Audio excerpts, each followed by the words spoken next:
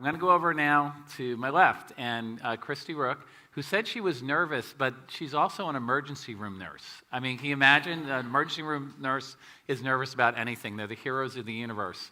All right, Christi, your passion, as we're looking up there, mother of 7, and you have a real heart around foster and adoptive care. So first question I have for you, when do you know it's time, right? You know, a lot of people say, well, you know, we're thinking about it and everything. So tell me about that moment that God anoints you and you know it's the exact right time to do it.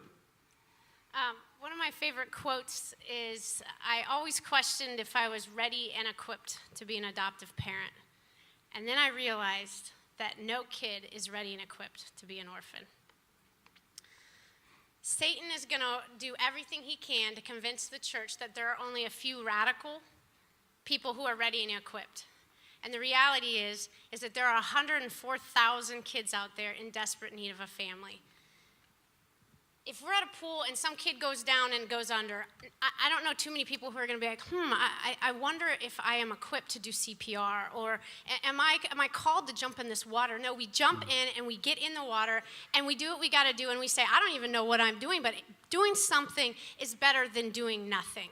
And that is the reality of following Jesus. At the end of the day, you're never going to be ready 100% because you're not going to be enough. I'm not enough. No one up here is enough. We cannot do it on our own. We are not going to be ready. I'm not trying to underscore the reality that there is need for preparation. There is need for training.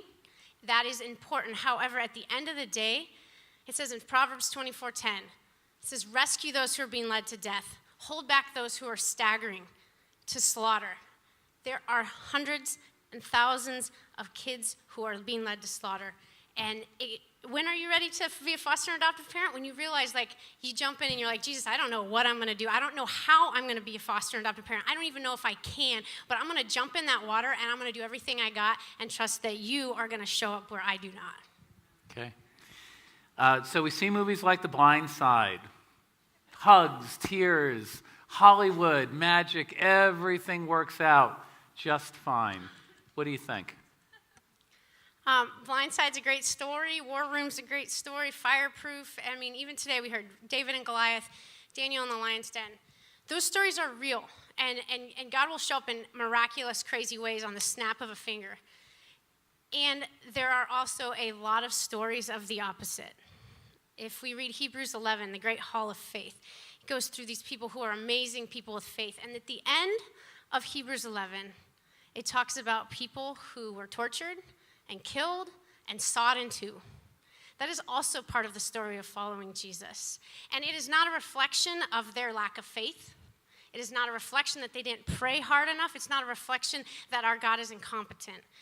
It is the reality that God takes the things of this world that looks like failures, that looks like complete disasters, and when we take our brokenness, when we face these things that look like it's not working out, that's when he often ushers in his redemption and his resurrection. I mean, look at the cross. Think of every single one of those disciples. It looked like a disaster.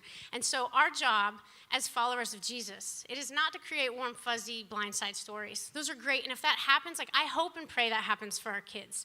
I want them to experience life and success as the world calls it, but at the end of the day, our job as followers of Jesus is to love, regardless, without condition. Whether these kids end up at Ivy League med school or they're serving a life sentence for murdering someone. That is what we're about. What Blindside's story, maybe that'll happen, and maybe it won't. At the end of the day, that's not the point. The point is loving like Jesus loves. Okay, when we spoke prior, you gave a very compelling string of words. You said, gritty grace, fierce love, becoming the truth in flesh. So what's your passion behind those words? Every Sunday school answer, what's the answer? Jesus, right? Jesus. It's always Jesus. And you know what? That is it. Jesus is it. When we come down to it, the answer is Jesus.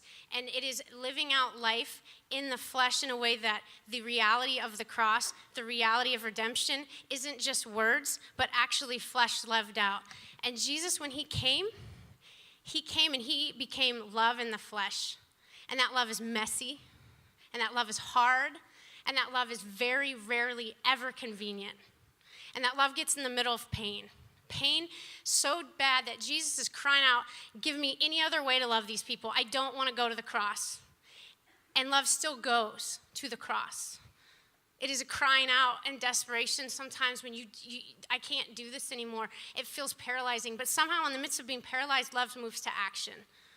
Jesus became love in the flesh. And the crazy thing is that when we realize what he's done for us, you find yourself right where Jesus is, right in the middle of the mess, right where it's crazy and messy and painful, and you're crying out and you're going, Jesus, I don't know how to love these people. I have nothing but anger and frustration and hate, and yet you say to love. And so we get the honor and the privilege to be gritty grace and fierce love that does what Jesus does and goes into the very pits of hell and storms the gates of Satan and says, you know what?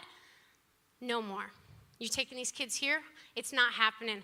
I'm here the way that Jesus was for me, and I'm going to stand here and do whatever it takes because these kids don't need abstract love. They need love that lays down life, and that is rarely ever convenient, and it's gritty, and it's fierce, and it hurts like hell, and it is completely 100% worth it. Okay, I've got about 50 seconds. What could people do? What's a first step they could take in this area of foster care and adoptive care? It goes back, look at Jesus. It's the easy answer, but go to Jesus. What does he want you to do? I don't know what that is, but I know this, that no one necessarily wants to go to the cross. I certainly don't. But for the joy set before them, we lay down life not just because we're guilty. We lay down life because there's a joy that outweighs any of this pain, and it is what we are created for. Go to Jesus and ask him, what were you made for? What did you create me for? And do not let anything stand in the way of that, because not only will you be used as a powerful vessel in all the midst of your brokenness and your failures, but you will find life to the fullest. Not the easiest, but the fullest. And it is the life worth living. Okay.